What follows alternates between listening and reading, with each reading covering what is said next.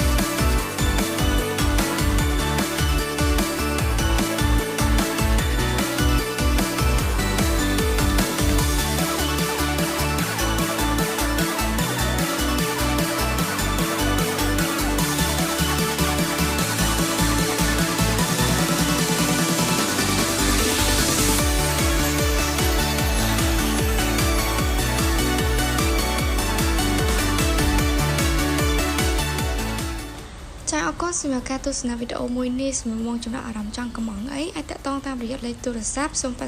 12